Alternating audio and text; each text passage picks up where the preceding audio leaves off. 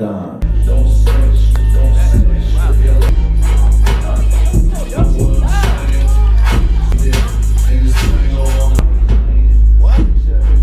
The film opens in Utica, New York, following a truck driver nicknamed Clean, who works as a garbage collector. He operates in a rundown neighborhood filled with crime. While working, he collects items that can still be useful and keeps them for later after his night shift. When he returns home, these objects become part of his search for redemption. Yet his bloody and sinful past continues to haunt him, reminding him that no matter how hard he tries, he can never truly erase it. He drives to a scrapyard and prepares canned food for his dog.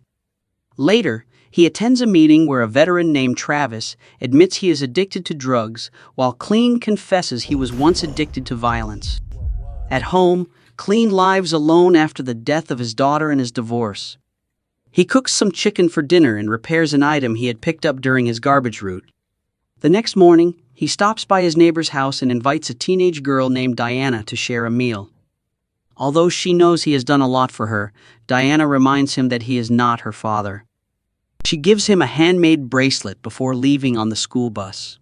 Clean tidies up and then goes to a thrift store, where he displays an item to sell for some money. Soon after, a woman comes in to buy a gun, which unsettles his mind, but his focus shifts when he later buys paint from another woman. Clean spends part of his time helping the community by removing graffiti from the neighborhood walls. In the morning, he notices some new tenants moving in and once again invites Diana to share a meal. Although he looks critically at the new tenants, at night he has visions of his deceased daughter that wake him up. Staring at her photo, he becomes deeply emotional. The next day, at Travis's barbershop, Travis tells him that sometimes it is better to let go of certain things or learn how to live with them. At this point, we are introduced to Michael, a notorious drug lord. He comes to pick up his son, Mikey, from prison.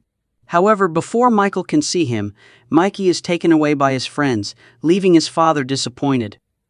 They drive off with him, but even in his anger, Michael chooses to let it go. At work, Clean is told that he will have to cover more areas because of staff cuts among the garbage collectors. He begins his route, moving through different neighborhoods. While collecting trash near a seafood restaurant owned by Michael, he notices a group of thugs dealing drugs. He ignores them and continues his job. Back home, Clean is once again haunted by his past and the pain of losing his daughter. The next day, Clean sees Diana walking to school because the bus no longer runs in the area. He gives her a ride, and on the way, she wonders why he is always alone without a girlfriend. Clean admits he is not good with women and prefers to focus on his work. Meanwhile, Mikey is dropped off late at home by his friends, which angers Michael. Michael urges him to join the family business, but Mikey mocks him, saying he can't stand the smell. Soon after, Michael discovers that 5 bags of cocaine are missing and realizes the Chinese couriers are stealing from him. At the same time, Clean repairs his late daughter's bicycle and brings it to Diana to help her get to school more easily. Diana's grandmother, Ethel, moves out and tells Clean he doesn't need to worry about Diana. Clean replies that he does it to save himself, like a lost soul. Ethel recalls how the streets were once filled with children playing, but now gangs have driven them indoors. She says she saw him painting over the walls and believes he is a good man, but Clean denies it. Later, at Travis's house, Clean shares a memory of buying a bicycle for his daughter, the happiness of watching her ride it, and the cherished moments that still stay with him. Michael spends time at church while his cocaine business continues to operate. The drugs are packaged into small grams for distribution in the neighborhood, disguised as fish supplies delivered by the Chinese couriers. During unloading, Michael calls Mikey closer and brutally beats the Chinese crew leader with a hammer to set an example. He then warns the others to check their shipments carefully and orders Mikey to clean up the blood. That night, while collecting trash, Clean notices blood and shattered glass from the murdered couriers. Disturbed but silent, he carries on with his work. Right after, Michael appeared behind Clean. He apologized for the foul smell and tried to offer him a cigarette, but Clean refused. He even attempted to give him a tip, Yet Clean declined again and walked away calmly. The next day, while driving, Clean's car broke down, forcing him to stop in a rough neighborhood. As he checked the problem, a group of thugs rushed past, chasing someone into an alley. Hearing screams, he felt compelled to look. He saw them brutally kicking and beating a man. Clean stood frozen, trapped in a dilemma. When the gang turned their attention to him and closed in, another thug suddenly came from behind and struck him hard with a baseball bat. Clean woke up in the hospital where he was being treated. He remembered the moment his daughter discovered him self-medicating. The doctor prescribed him medication, but Clean refused to take it. At work, he was given a leave of absence due to his condition. On his way home, he saw Diana outside at night. She told him her grandmother had taken the keys. Clean invited her into his house. While there, Diana noticed he wasn't in good shape. As she wandered around, she found a wooden box. When she opened it, Clean's sudden reaction shocked her, leaving her terrified and running away. At Michael's mansion, he tried to talk to Mikey, but Mikey was too busy practicing rap. This angered Michael, leading to a confrontation.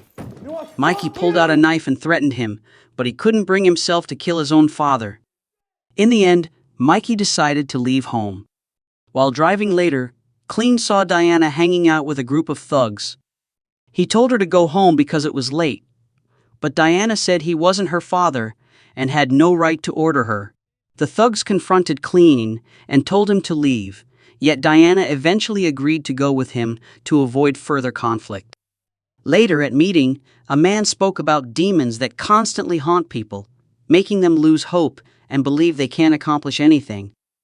Outside, a man approached Clean and said his face looked familiar. Clean denied it, but the man revealed that he recognized him as the former partner of a notorious gangster. Clean went back to his work cleaning graffiti in an abandoned building. When he looked inside, he sensed someone might be there, so he went in to check. Suddenly, he found a toolbox with a wrench inside. Later that night, while driving around, Clean noticed Diana's bike outside a thug's house. Inside, the gang was drinking, doing drugs, and Diana happened to be with them. When she tried to leave, one of them started filming her and blocked her way, attempting to harass her.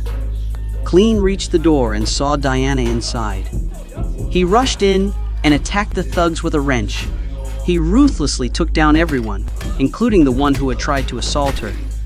Among them was Mikey. Afterward, Clean held Diana and brought her back to her grandmother, even though the entire incident had been recorded on a phone. Meanwhile, Michael stayed with his injured son. The doctor said Mikey needed surgery or he could lose his voice permanently. But Michael refused, treating it as a lesson for him. Later, he watched the recording from the previous night and discovered Clean's true identity. Frank, a corrupt officer, revealed that Clean was just a garbage collector living in the slums. Knowing that Clean might have escaped, Michael ordered Frank to kill Diana and Ethel to hurt Clean before capturing him. Meanwhile, Clean was leaving town with Diana and Ethel.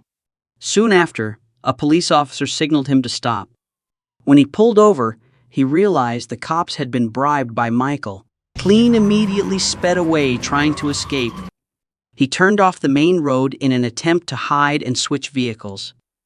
They stopped at a place with a bowling alley and a diner. Diana took Ethel to the restroom while Clean searched the parking lot for a car to steal. At the same time, some of Michael's men spotted Clean's vehicle. After confirming it was his, they moved toward the diner. As the henchmen entered, Diana and Ethel were also heading outside, forcing them to rush back. While waiting for them, Clean spotted one of the thugs, quickly subdued him, and took his axe. The others kept chasing, pushing Diana and Ethel to run to the back of the building to find a hiding place. Although their hiding spot seemed weak, the henchmen nearly caught them. At that moment, Clean suddenly appeared and confronted the attackers. The fight turned intense, but Clean managed to overpower them, defeating each one in close combat. After taking them all down, he reunited with Diana and Ethel and urged them to leave. We flash back to a night when Clean was still a professional hitman. Returning home, he found his drug syringe missing and realized his daughter had used it. Sadly, she died, leaving him crushed with guilt and sorrow. From that moment, his life was never the same. At a motel, Ethel blamed Clean for not being able to return home, but he promised to make things right. Later, Clean drove back to the neighborhood, met Travis, and warned him about Michael's attacks. He collected money from his house and went to a pawn shop to buy guns. His server friend gave him one of the best guns to meet his needs. Clean then gathered more supplies and blueprints. Meanwhile, Frank received a call and learned that Clean was the infamous assassin once known as the Grim Reaper. Clean called Michael, warning him that he knew his address and was coming for him. He then used his skills to improvise a silencer for a pump-action shotgun. To remind himself of his dark past, he carved a tattoo on his back. Finally, he put on body armor, armed himself with various weapons, and loaded everything into his car. Michael ordered all his men to tighten security. Meanwhile, Clean returned to his garbage collection job. Sitting outside Michael's house, he rigged the fuse box with a trap and took out all the guards outside before going back to his garbage truck. As Michael and his crew celebrated with drinks, Clean rammed the truck straight into the house. His trap exploded, cutting the power. Michael's men opened fire on the truck, but Clean slipped out and sparked a fierce gunfight with the goons. Soon after, Frank confronted him, and the two clashed in a brutal fight. Clean shot Michael with a flare gun and continued chasing him. As Michael tried to hide, he nearly got shot but managed to fire first. Clean then charged at him, and the two engaged in a brutal fight. Michael managed to knock Clean down. In that moment, Clean had a vision of his daughter. Drawing strength from it, he turned the tables and overpowered Michael. Just as he was about to finish him off, Mikey suddenly appeared and shot Clean first before turning his gun on his own father. Mikey kept firing until his weapon was empty, and when he tried to shoot Clean again, he realized he was out of bullets. After the battle, Diana's neighborhood was finally free from crime. More children began playing outside. While riding her bike, Diana noticed a garbage truck approaching and smiled. The movie ends here. Thank you for watching. If you're new, don't forget to subscribe for more summaries. See you next time, and have a great day.